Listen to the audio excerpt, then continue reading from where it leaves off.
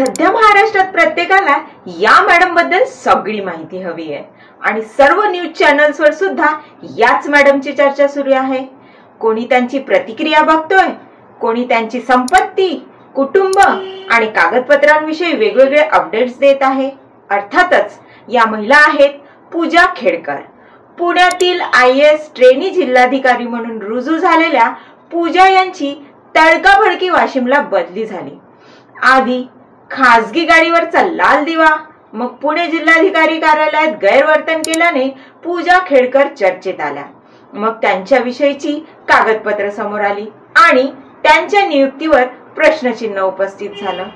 कोणी त्यांना चमकोगिरी केल्याने तर कोणी एवढे करूनही ही त्यांची चूक कशी पकडली यावर बोलत आहे। असो, तो मुद्दा नाहीच आहे। पूजा खेडकर यांच्या नियुक्तीनंतर आता स्पर्धा परीक्षेत पास होऊन IAS IPS पदावर रुजू झालेल्या अनेकांबद्दल सोशल मीडियावर चर्चा सुरू आहे। काही रिपोर्ट्सनुसार लोकसेवा आयोगाच्या परीक्षेत पात्र होण्यासाठी अनेक मुलामुलींनी वेगवेगळ्या कोट्यातून प्रमाणपत्र सादर केली। ती कागदपत्र आणि त्या व्यक्तीच्या एकूण वागण्यात, राहणीमानात मात्र कमालीची तफावत जाणवते।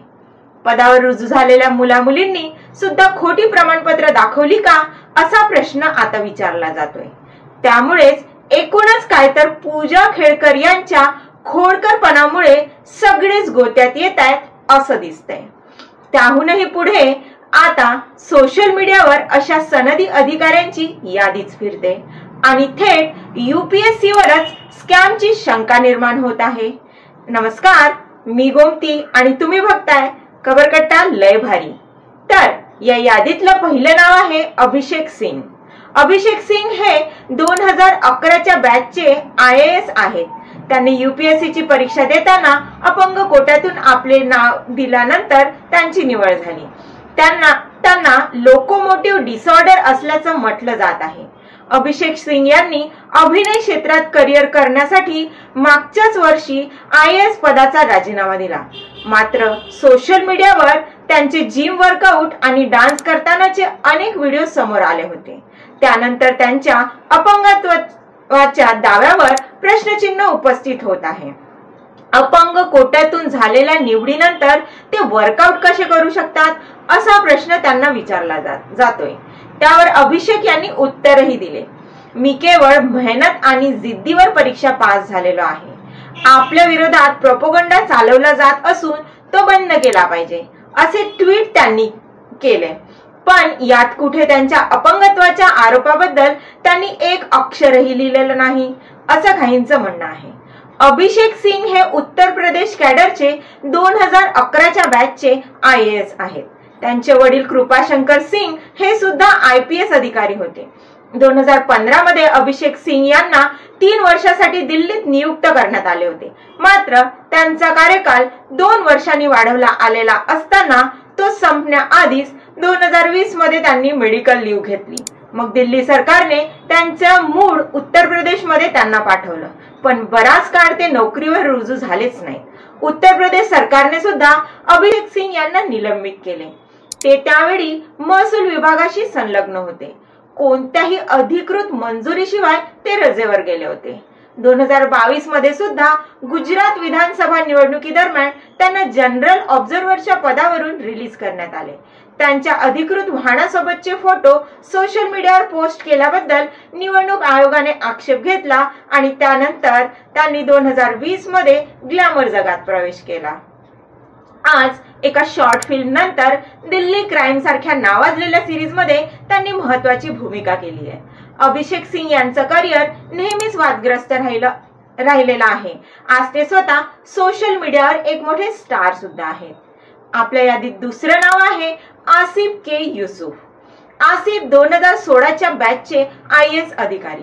आसिफ यांनी बोगस OBC NCL प्रमाणपत्र सादर करून अधिकारी पद मिळवलं असा आरोप त्यांच्यावर केला गेला।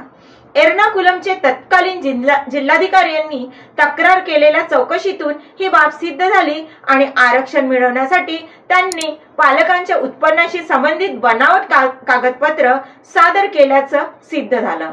आसिफ यांनी सादर केलेले OBC प्रमाणपत्र वैध नसल्याचं आढळल्याने केंद्र सरकारने केरळ सरकारला आदेश दिला, त्यावेळी तलासरीचे उपजिल्हाधिकारी असलेल्या युसुफ यांच्यावर कारवाई करण्यासाठी शिफारस केली।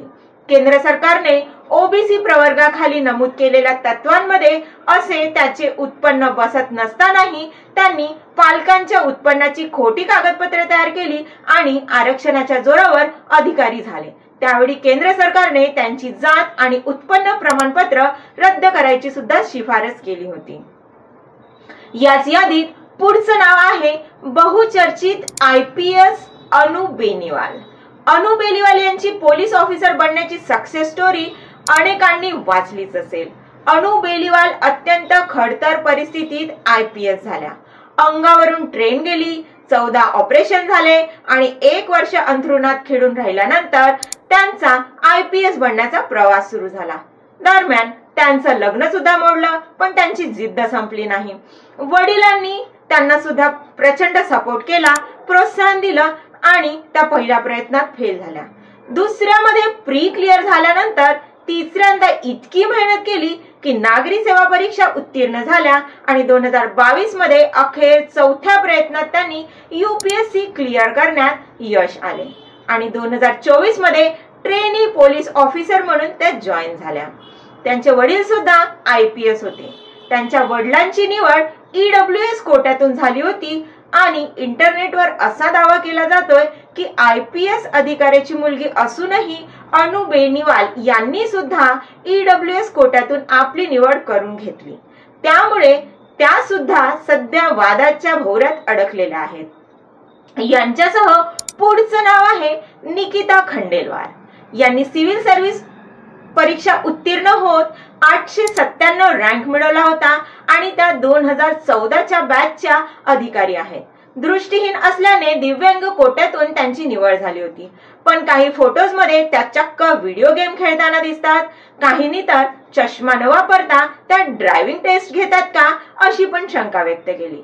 त्यांनी सुद्धा आपली खोटी कागदपत्रे वापरून निवड करून घेतली का असा सवाल आता विचारला जातोय। पुढचं नाव आहे प्रियांशु खाती। प्रियांशु 2021 साली सिव्हिल परीक्षा उत्तीर्ण झाले।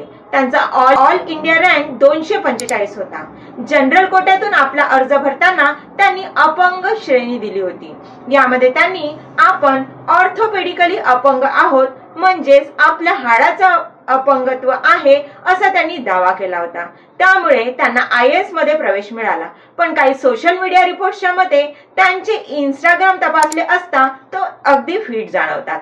त्यामुळे आता त्यांनी देखील दिलेले प्रमाणपत्र हे किती खरे आहे यावर शंका उपस्थित होत आहे। लोक असे म्हणतात की 2019 आधी त्यांनी PWD 5 म्हणजे मल्टिपल डिसॅबिलिटी प्रमाणपत्र जोडलं होतं, पण त्यांचा रँक 685 असल्यामुळे ते IAS होऊ शकले नाही आणि अशी अनेक नावं सध्या सोशल मीडियावर दिसतात। पूजा खेडकर प्रकरणानंतर आता या 5 जणांची प्रचंड चर्चा सुरू आहे। आरक्षण आणि कोटा यांचा खरा तर उपयोग आर्थिक सामाजिक दृष्ट्या मागास आणि गरजू व्यक्तींना होण्याची गरज आहे। त्यासाठी शासनही वेगवेगळ्या सुविधा अंमलात आणत असतो, पण आर्थिक दृष्ट्या सबळ किंवा आरक्षणाच्या कॅटेगरीमध्ये नसतानाही वेगवेगळी कारणं वापरून अपंग असल्याचा दावा करून बनावटी कागदपत्रे घेऊन ते पास होतात। त्यांच्यामुळे आरक्षणाचा योग्य त्या कॅन्डिडेटला उपयोग होतोय का हा प्रश्न आता विचारला जातोय। तुमचं या प्रकरणाबद्दल काय मत आहे आम्हाला कमेंट बॉक्स मध्ये नक्की कळवा आणि अशाच इंटरेस्टिंग व्हिडिओसाठी खबरकट्टा लय भारीला आत्ताच सबस्क्राइब करा। धन्यवाद।